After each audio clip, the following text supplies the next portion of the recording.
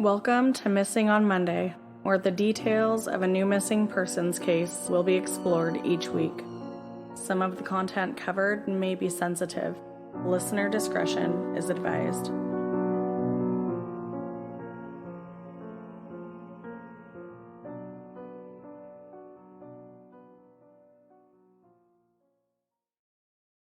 Hello, happy Monday. Happy Monday. Boy, do we have one hell of a story for you today. My mind is blown. This is, honestly, I can't believe that I hadn't heard of this story before now. Candace actually texted me earlier today and she's like, dude, you are not going to believe it. And we just went over the story. And my mom, who is here from Texas, by the way, hi, Mom. She won't come and talk to you guys because she's a little camera shy, but she went over this story with us and her mind is blown as well. We have a lot of theories. Anyways, let's get right into it because I'm excited about this. Man, you're not wasting any time. Just jumping right on in. All right, here we go. Like Ashley, I'm shocked that I have not heard of this story before. I actually don't even know how it's possible, but it is. Anywho, here we go. Today we are going to talk, really it's about three people, but how we're going to do this story is we're going to really talk about, I think, kind of they're all important, but we're going to give you some background on the family. There's main characters and then there's backup characters. Yeah, it's confusing. Anyways. But so Bison Dele, he was born as Brian Williams on April 6th, 1969, which happened to be Easter Sunday. Hey. He was born in Fresno, California. He was the younger of two boys. Bison was super talented, super smart, really good looking guy. He won awards in track and field. And then after he had a major growth spurt, he decided to play basketball in the 10th grade. When I say growth spurt, like a real big growth spurt, he was like 6'10" or 6'11". So clearly he felt like he should probably check out basketball. Yeah. Good avenue. Yeah. He went on to play basketball in college at the University of Arizona. His second year at the university, he was drafted into the NBA by Orlando Magic. It wasn't actually until 1998 that he decided to change his name. And the reason that I found that he wanted to change his name is just to better honor his African-American and Cherokee descent. So here's a little backstory on his family situation. His father, biological father, was a singer in a band called the Platters, and they traveled all over the world when they were super young. Eventually, unfortunately, his mom and dad divorced. And from what I can tell, his dad did not play a very big role in the boys' upbringing. His mom did remarry, and it sounds like that man was pretty tough on both of the boys. So Kevin Williams was the eldest of the brothers, and he also changed his name to Miles Dabord, which is a play with Miles Davis and Dabord that comes from a family name. He was 6'8", so still pretty tall, and he really wanted to be an athlete. Like, seriously, he wanted to be an athlete so bad. He tried to play sports, but unfortunately, he had horrible asthma. Like, he was hospitalized on several occasions because of it. How much older brother was he? Well, I'm sorry, what was that, Mom? Do you have a question for the podcast? How much older was he? How much older was he? I believe they were only like 2 years apart. 2 years. So not that much. Not much of an age difference. So back to the asthma. Miles has terrible asthma. He's hospitalized on several occasions. His dreams of being an athlete are demolished, crushed. Bison, who was then Brian, was the more social one. And his mom said that he was just fascinated by everything in life, all of the little things. There was even a comment like he was like fascinated even by like the car wash. That's Like cute. it was really cute. Starstruck little guy. I know. He was very generous to his family. After his first check from the NBA, he bought his dad, who was living in Vegas at the time as a limo driver and part-time singer at a hotel with also a coke addiction, a brand new Harley. Jeez.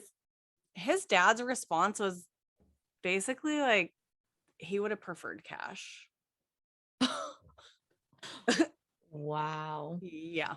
So he paid also for his brother and his mom to go to college. He purchased his mom a house. Oh, what a good boy. I know. His brother, while older than him, seemed to always kind of fall in Bison's shadow. They did not have a good relationship. Bison would always help out Miles, though, when he needed it, paying medical bills due to his asthma and heavy drinking. Miles would contact Bison every now and again, usually with like a get rich quick type of scheme, just wanting more money. And Like, hey man, do you want to invest in this? yeah, or like, hey, I have this really good idea. Like, you want to just You want to spot me? down like 50 grand? Yeah. Yeah. Due to broken relationships Bison had with his family, he kind of wanted to keep distance. He was really trying to keep his distance. He felt like kind of everybody just basically wanted money. That sucks. Yeah. During his career, Bison played for multiple basketball teams, including the Denver Nuggets, Los Angeles Clippers, and the Chicago Bulls, playing alongside Michael Jordan. And then his final team, the Detroit Pistons, which is the team he retired from. In his last year, he actually played under his new name, and he was their highest paid player, with his contract being $34 million at age 30. Damn. Yeah. What do you even do with that money? Like, well, you buy your mom a house, put her in college. Like, you do what you do what he did. Mm-hmm. Yeah. But before the 1999-2000 season, he decided to retire. Of course, everyone thought he was crazy, but Bison had dealt with some serious depression over the years, and he never really had a passion for basketball. You know, unlike most NBA players, they like bust their ass their whole lives to get there. He was more interested in life off the court than on it. I mean, flashback to his fascination with the car wash. Like, Yeah. I can see it. Basketball was just something that he did, and he just happened to be good at it. And it's said that he kind of felt pushed or pressured towards basketball because of his height, which also makes sense because Colton is ridiculously tall, and people are always assuming that, oh, you're going to play basketball. That's what people do. So, you know, anybody who's tall, you assume that they play basketball. I know. Bison, though, was a very well-versed man. He could play the saxophone, the violin, the trumpet, the guitar. He had a pilot's license. Like, talk about living your life. Seriously. Like, really living your life. He really was living his life. And he just wanted to travel the world. It was not out of the ordinary for him to hop on a plane to Europe with just a backpack and some cash during his off season with no actual destination, just going. He felt like he earned enough money and wanted to spend his life doing the things that made him happy. And I say bravo to that, sir. Right. Do you? Seriously. Also, I would love to live that life. So would my mom. Yeah. He learned to sail, and he bought a catamaran that he named Hukuna Matata, which is so freaking fitting for this time in his life. For those of you that don't know what Hukuna Matata means, it means don't worry. While Bison had dated women, he really was not the type to like be in a relationship. I mean, he was an NBA player, you know? Yeah. Yeah. He met Serena Karlan in 1997. He was very intrigued by her when she made a single comment to him. She said, "Have you ever been in a crowded room and felt like you were the only one there?" Like he felt like somebody finally understood him. While they kept in contact over the years, she didn't wait around. She went on with her life and did things. At one point in time, she was even a personal assistant to Prince. So Serena's not missing out on life either. She's not either. These people are Mm-mm. goals. In 2001, Bison had been traveling around the world for about 2 years. And after the September 11th attack on the World Trade Center, he called Serena and asked her to join him on his catamaran in Tahiti. And she was a little hesitant, but ultimately she did join him for what was supposed to be 2 weeks, but that turned into 5 weeks. And at the time, Serena was in real estate, which we know was a very difficult place to be professionally in 2001. Not a great time. Oh, yeah. So when Bison called her 2 weeks after she got home and told her to come back, she turned him down because she's like, it's just not practical. I can't just like get up and leave. And shortly after that, she received a package from Bison with a $50,000 check inside and a note that said, "Well, this is what I think of your financial situation." Like, here you go. Bravo. Problem solved. Come live with me on my catamaran. So this time, he wasn't asking her to come for a visit. He wanted her to live with him. And she definitely took a minute and she thought about it, but I think she already knew she wanted to be with him. So she did. She moved in with Bison on Hukuna Matata. And there you have it. Freaking amazing. What a life. Yeah. So they are living their best life on Hukuna Matata. And they're in New Zealand because why not? Like, Sure. beautiful place. Yeah. Yeah. Then in January 2002, Miles, Bison's older brother, randomly surprises him while they're in New Zealand. Just shows up. Yeah. He's basically, I mean, he hadn't talked to him for a couple years, I think. He was broke, jobless, and just kind of told Bison that he wanted to repair their relationship. Wait. He's broke and jobless. How the hell did he get to New Zealand? Girl, I don't even know. Questions on questions, man. On questions. Maybe his lady like hooked him up with a plane ticket. I don't freaking know. So Miles, he just goes on right ahead and invites himself to stay there on the boat with Bison and Serena. And what a buzzkill. I mean, exactly. Like they are pretty much in like honeymoon phase, living on a boat, traveling the world. And then you're like here to crash the party. Problems really started when Bison and Miles started to argue all the time. So much so that at one point, Serena actually got off the boat and basically told them, like, y'all figure it out. Bison then joins her. And when they return to the boat, they made plans to return to Tahiti. They let Miles take the boat. Bison did have a captain, and I'm assuming that that captain stayed with the boat and Miles. And he and Serena flew back to Tahiti. That was on May 29th. Miles met up with them with the boat back in Tahiti on June 24th. Obviously, things are like later. Traveling is a little slower when you're by boat. On a boat. Yeah. So Bison and Serena had made plans with a friend of hers to meet her in Hawaii. They were going to take the boat and head out on July 6th. So shortly after Miles arrived with the boat. This was a trip just for Bison and Serena. Miles was not a part of this plan. It was going to take them about 6 weeks to get to Hawaii from Tahiti. Then, at the last minute, guess what happens? Miles returns to the boat and he pretty much invites himself on the trip. So weird. Like, what? Who does that? Miles told his girlfriend that he was going to join them and then he would fly back to Tahiti and meet her there, which is so weird because, like, you're already in Tahiti. Why are you inviting yourself on this trip that had nothing to do with you just to like go on this boat and then go back to Tahiti with your what? Doesn't make any sense. But he joins them.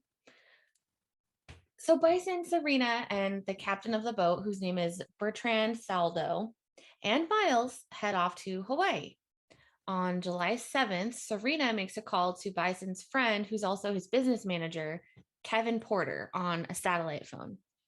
It was just a normal call, nothing out of the ordinary, just talking about the trip, the weather, whatever. But then the satellite phone disconnects. And Kevin, Bison's manager, thinks nothing of it because it's a satellite phone. It's kind of normal for that stuff to happen. He figured he'd hear from them like in a couple of days or something. But that is the last known conversation anyone had with them. Even Serena's mom's birthday passed and there was no word from her, which is flinging red flags to her mom because she's like, that's not normal. They are super close. Then come late August, people are now getting really worried. They haven't shown up in Hawaii. Nobody's heard a word from anybody, including the best friend that was actually supposed to meet them in Hawaii. The 6 weeks it was supposed to take them is now like at an 8-week mark. No word. The Coast Guard sent out a distress bulletin to all ships within 1,000 miles radius of Tahiti, and nothing came from it, unfortunately. Then, on September 5th, Kevin Porter, this is the business manager, the friend of Bison, receives a call from the bank about a check written for $150,000 to a company called Certified Mint in Arizona. A man claiming to be Bison Dele, who looked a lot like Bison and had his passport and checkbook, attempted to purchase 460 1-ounce gold eagle coins from Certified Mint, which is a gold dealer. Whoa, dude. Yeah. So Kevin calls Certified Mint and he's asking questions and he explains the situation like no one has heard from Bison in nearly 10 weeks. He's been missing. And then all of a sudden this pops up. No. So he tells the gold dealer to keep his meeting with this supposed Bison Dele, who we assume is an impersonator. And Kevin flies out to Arizona and he starts working with them and the police to set up a sting operation. And guess who shows up to sign the paperwork and pick up the gold? Miles. Dun, dun, dun. I bet you could guess that though. But as soon as he signed the papers, the police were able to arrest him for fraud. While in custody, they interrogated him for hours. Miles said that he was purchasing the gold for Bison and that Bison was fine when he saw him last. But here's the thing. It's not like they could verify this information with Bison because he's MIA, but they still let Miles go. It's kind of weird. I'm sure there's like some legality in there and they like loophole, but they could have found a reason to keep him. Like, what the hell? That's fraud. And you can't confirm with the person that it's not. Exactly. It's like mind-boggling. So I'm just going to go over the timeline of the activities that we know during these few months. So they all leave Tahiti for Hawaii on July 6th.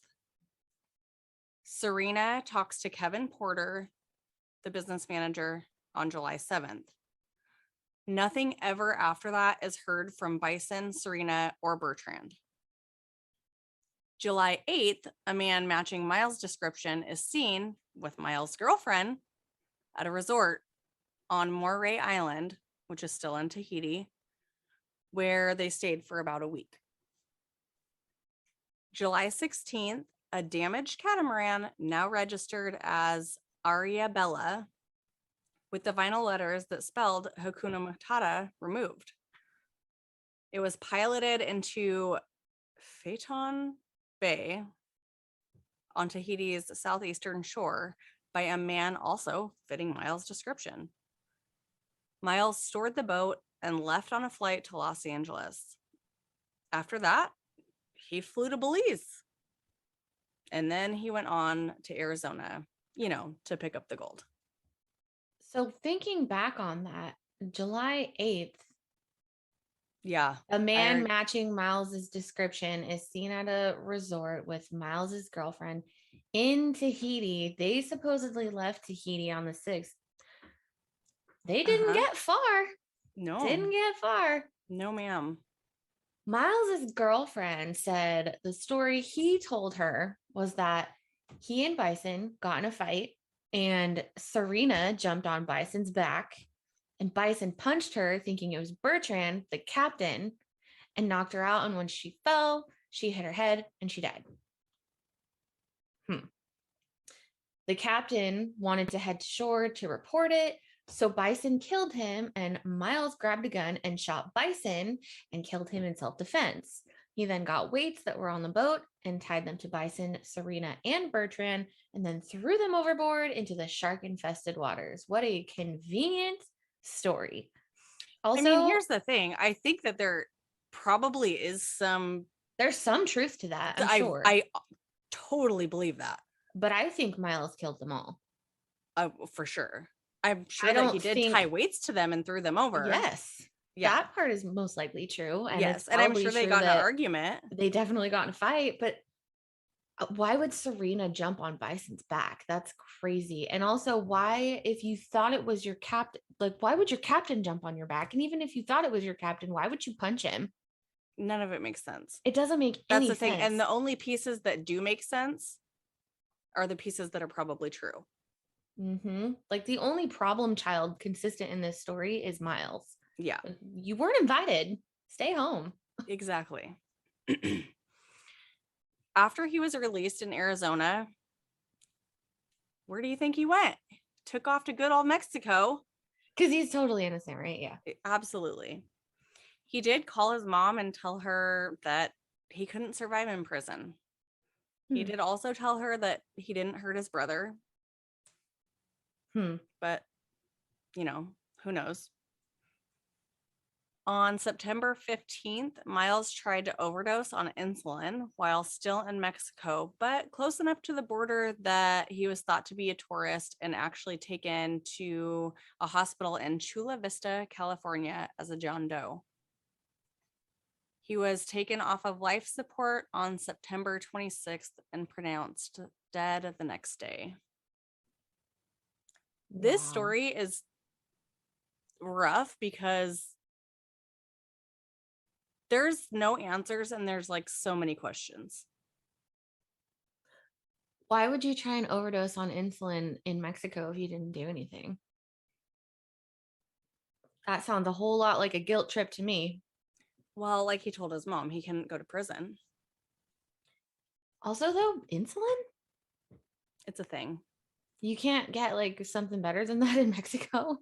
I'm sure that there's a lot of things. Just go and piss off a cartel. That's a real quick way to die. Yeah.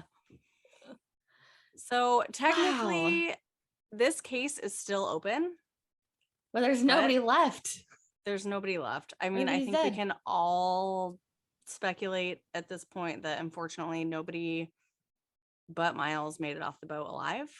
And unfortunately, with shark-infested waters, there are no bodies to be recovered. There are no bodies, and that is why it's still open. But wow, my mind is blown. I cannot believe still that we had never heard of this story until now. I know. What a trip. So definitely, I think the story was a little different than our other normal stories. Yeah. But it's so interesting. We had to talk about it. Yeah. It was, I don't know. It's crazy. Yeah, for real. I mean, I would say, if anybody has any information, let us know, but But I doubt that you they do. don't. And that's why I think the story is different, is because like Nothing we can really do about it. there's nothing that we However, can. there is an episode on Disappeared about this. So I'm gonna tell you guys, like I told Ashley, there is so much. Like, if you want to go down a rabbit hole, you can. There's a lot of information about this story. I had to keep out a lot of it to make it more concise. We could have had a 2-hour long episode if I went over everything and all of the details. There's a lot. So there is a Disappeared episode. It's called Dark Waters, and it's season 1, episode 12. And there's also a Sports Illustrated article that is extremely well written. It's very long, but it has a plethora of information and very well documented. Very well documented. Wild. What a good story. Yeah. I mean, I like it. For us. Yeah. Not for them. Not for them. Well, so here's it was, there were some people trying to say, like, what if Bison and Serena, because, I mean, look at how Bison kind of lived. Like, he would probably go off the beaten path and like disappear, right? Potentially. Yeah. But not Serena. Like, they're saying, what if they just like, wanted to go live off grid and not be around and whatever. But then also, what about the captain? None of it adds up. I don't think that's the case. And at that point, Miles wouldn't have killed himself. Well, I mean, and also, why does Miles have his Bison's passport and his check? Like, it doesn't. How'd you get all? Bison's not going to disappear without identification. He has to have some moolah also.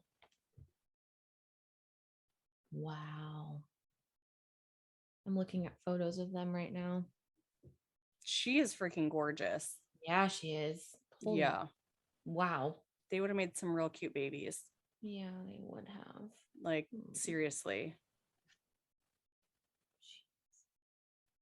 Well, there you have it, folks. That is the story of the disappearance of Bison Dele and Serena and Bertrand and the death of Miles.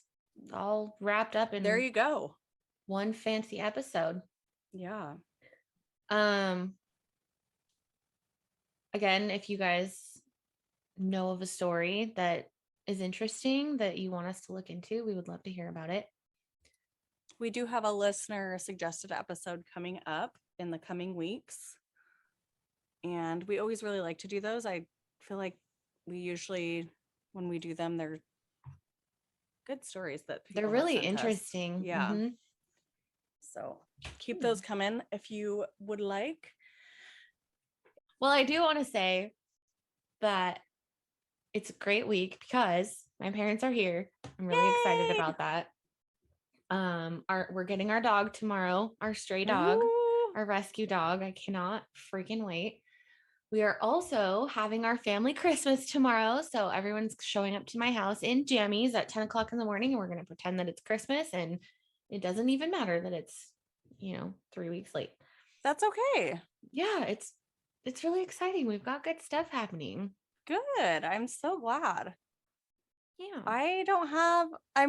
Let's see. My life, I am redoing my bathroom. Well, it's almost done. I have to get new covers for the outlets and a light switch. But that's exciting. It's always fun renovating your house. Yeah. I know. I always have a project in my house. Yeah. I feel like there can't be,